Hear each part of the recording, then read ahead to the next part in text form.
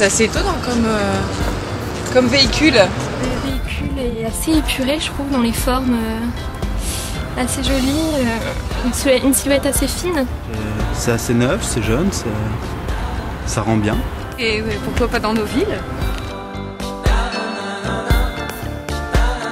C'est très différent puisqu'en fait c'est beaucoup plus petit. Quand on habite une impasse, c'est vrai que quand les poubelles passent, c'est un événement, on va dire.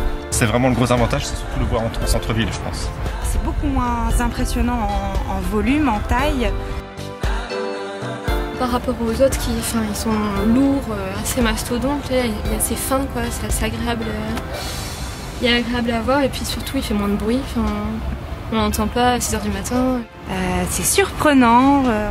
Ça ferait sûrement moins de bruit devant mes fenêtres si ça passait le matin.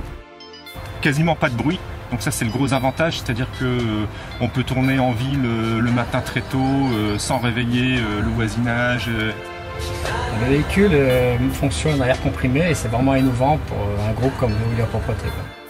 Que ce soit motorisé différemment, effectivement, avec l'air comprimé, ça change tout, puisque surtout quand on habite en ville, ici sur l'île, quelquefois on a des pics de pollution.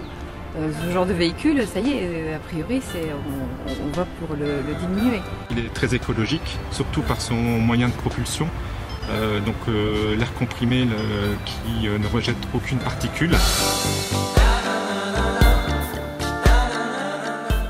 Ça a l'air d'être facile à manœuvrer.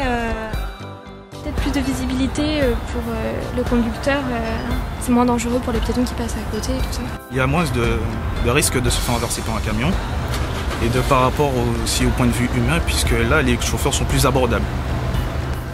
On a un très bon rapport avec les gens, on voit bien ce qui se passe aux alentours.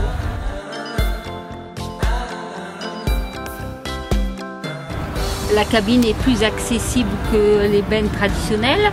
Au niveau sécurité pour les équipes qui travaillent, c'est de pouvoir sortir facilement.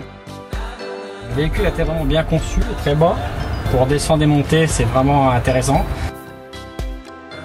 Mais peut-être que pour le salarié, il a plus la hauteur à descendre, peut-être qu'il a moins d'efforts physiques à faire pour monter dans son engin.